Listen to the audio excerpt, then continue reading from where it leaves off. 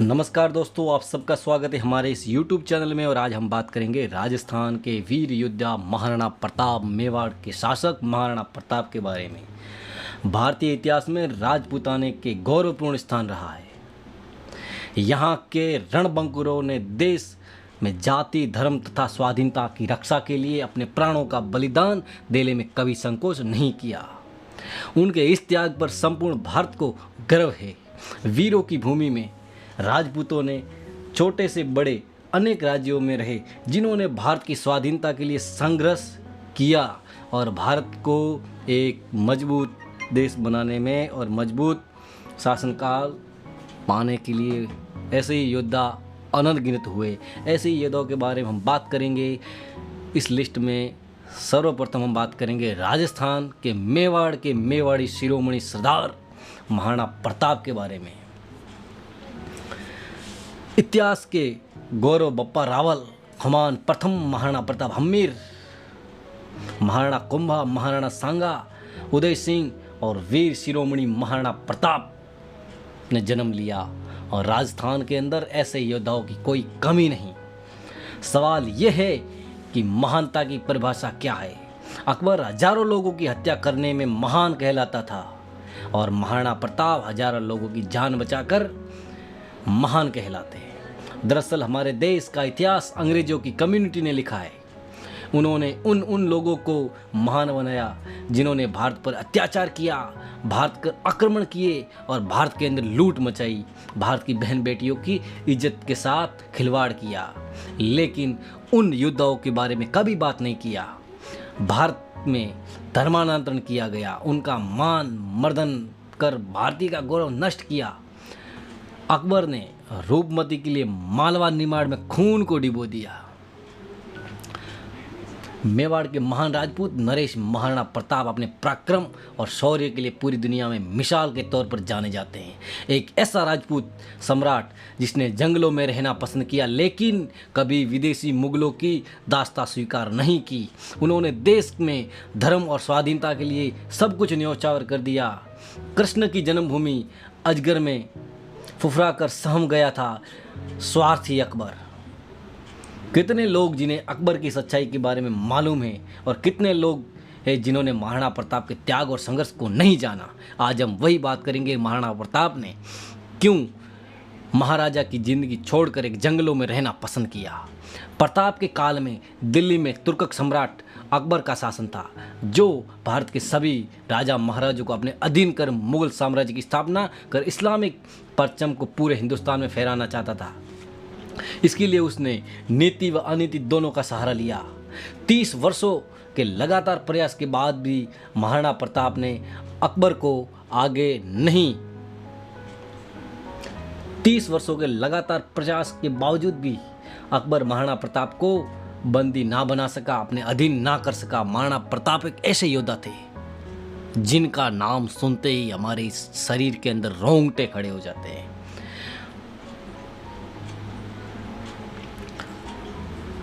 महाराणा प्रताप का जन्म 9 मई 1540 ईस्वी को राजस्थान के कुंभलगढ़ दुर्ग में हुआ था। लेकिन उनकी जयंती हिंदी तिथि के अनुसार जेठ शुक्ल तृतीया को मनाई जाती है। उनके पिता महाराजा उदय सिंह और माता रानी जीवत कंवर थी।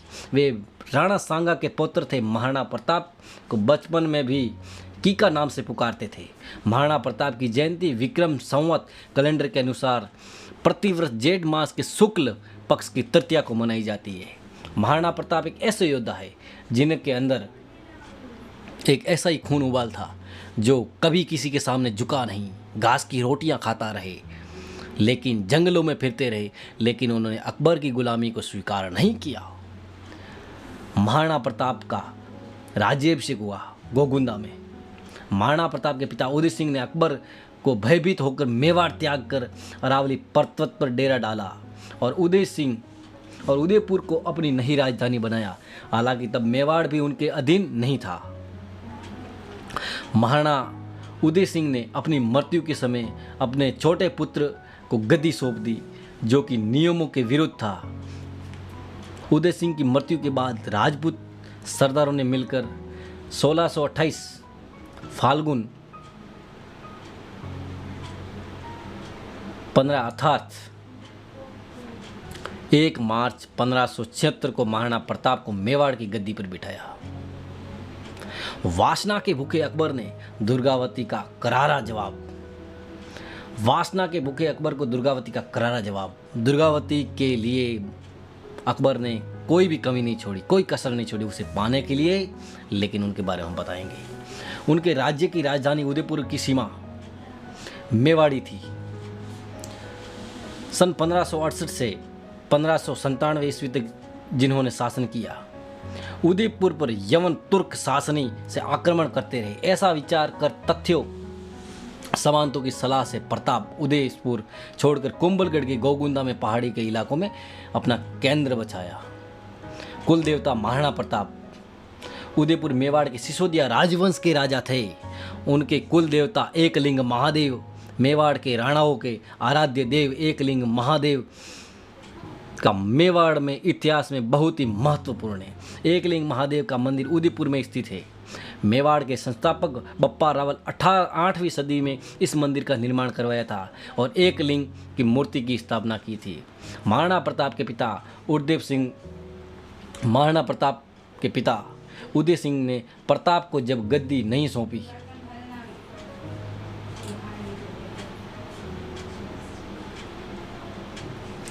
उदय सिंह अपनी समस्त रानियों और भटियानियों की रानी के सर्वाधिक प्रेम था। इसी कारण उन्होंने भटियानी रानी के पुत्र जगमल प्रताप को वीरता प्रदान कर अपना उत्तराधिकारी घोषित कर दिया। प्रताप सिंह जेठ पुत्र होने के कारण स्वाभाविक उत्तराधिकारी थे। उन्होंने अपनी मृत्यु के समय जगमल को राजगद्दी सौंप दी। उदय सिंह की यह नीति गलत थी, क्योंकि राजगद्दी के हकदार महाराणा प्रताप थे। प्रजा तो महाराणा प्रताप को ही लगाव रखती थी। जगमल को गद्दी मिलने पर जनता ने विरोध जताया, निराशा उत्पन्न हो गई।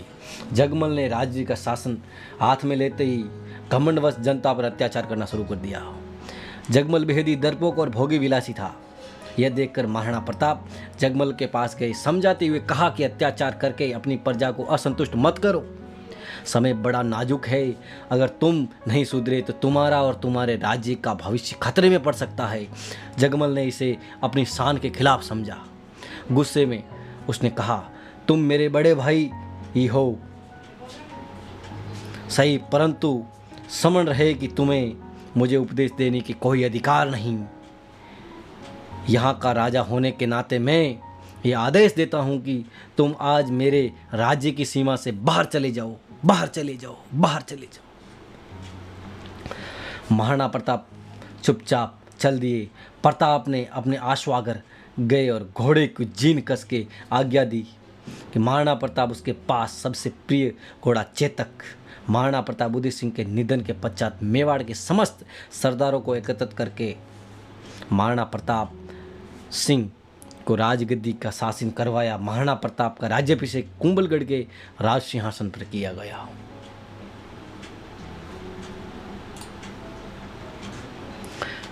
उधर जगमल सिंह नाराज होकर बादशाह अकबर के पास चले गए। देखो भाई भाई के अंदर गद्दी का विरोध। महाराणा प्रताप का भाई अकबर के पास चला गया। बादशाह ने उनको जहाजपुर का इलाका जागीर में प्रदान कर अपने पक्ष में कर लिया। उसके पश्चात बादशाह जगमल सिंह को सिरोही राज्य का आधा राज्य प्रदान कर दिया। इस कारण जगमल सिंह के सिरोही के राजा सुल्तान देवड़ा से दुश्मनी उत्पन्न हो गई। अतः ईस्वी 1583 में युद्ध में जगमल सिंह काम आ गए। जिस समय महाराणा प्रताप मेवाड़ की गद्दी संभाली, उसी समय राजपूता साम्राज्य बेहद नाजुक दौर से गुजर रहा था। बादशाह अकबर की क्रूरता आगे राजपूतों के कई नरेशों को अपने आगे सर झुकाने पर मजबूर कर दिया। कई वीर प्राप्ति राज्यवंश को उत्तराधिकारी भी अपनी कुल मर्यादा का सम्मान भुलाकर मुगलिय वंश को वैवाहिक संबंध स्थापित कर लिया। कुछ स्वाभिमान राजघरानों के साथ महाराणा प्रताप भी अपने पूर्वजों की मर्यादा की रक्षा करते हुए अटल थे। इसीलिए तुर्क बादशाह अकबर की आंखों में सदैव खटका करते थे। महाराणा प्रताप जिस घोड़े पर बैठते थे दुनिया का सर्वश्रेष्ठ घोड़ा था। महाराणा प्रताप तब 75 किलो का कवच पहनकर 81 किलो वजन का भाला हाथ में रखते थे। भाला और कवच सहित ढाल तलवार वजन मिलाकर 208 किलो उठाकर युद्ध में लड़ते थे। सोचिए तब उसकी शक्ति क्या होगी। इस वजन के साथ रणभूमि में दुश्मनों के साथ दिन रात लड़ना पड़ता, कोई मामूली बात नहीं थी। अब सवाल ये उठता है कि जब वे इतने शक्तिशाली थे तो अकबर की सेना से वो 2 बार पराजित क्यों हुए। इस देश में जितने भी देशभक्त राजा हुए उसके खिलाफ कोई अपना जरूर रहा। जयचंदों के कारण देशभक्तों को नुकसान उठाना पड़ता है। महाराणा प्रताप कोई छोटी शख्सियत नहीं थी, सब जानते हैं महाराणा प्रताप नहीं झुकते, लेकिन महाराणा के अपने ही गद्दार निकले, तब जाके अपनों ने गद्दारी की, तब जाके मेवाड़ के ऊपर महाराणा प्रताप के ऊपर आक्रमण हुआ। मेवाड़ को जीतने के लिए अकबर ने कई प्रयास किए। अकबर चाहता था कि महाराणा प्रताप अन्य राजाओं की तरह उनके कदमों में झुक जाए, पर महाराणा प्रताप भी अकबर की अधीनता को स्वीकार नहीं किया।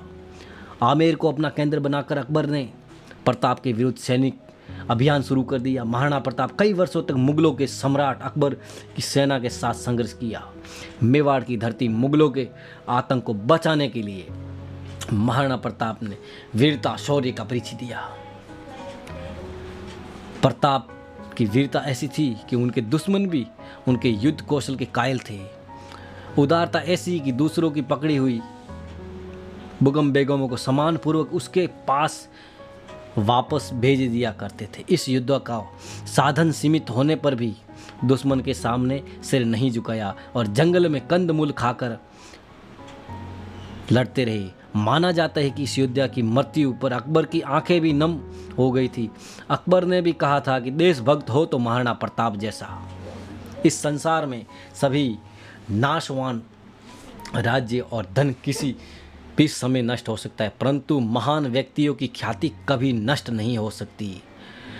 पुत्रों ने धन और भूमि छोड़ दिया, परंतु उसने कभी अपना सिर नहीं झुकाया। हिंद राजाओं का वह एकमात्र ऐसा राजा जिसने अपनी जाति को गौरव बनाए रखा। महाराणा प्रताप हल्दी घाटी के अंदर युद्ध लड़े थे। आज भी हल्दी घाटी के अंदर जब खुदाई होती है तो खून से लहूलुहान हल्दी घाटी पीले रंग की लाल रंग से नजर आती है। आज भी वो युद्ध की तलवारें नजर आती है। महाराणा प्रताप के बारे में ऐसी रोचक जानकारी हम आपको बताते रहेंगे।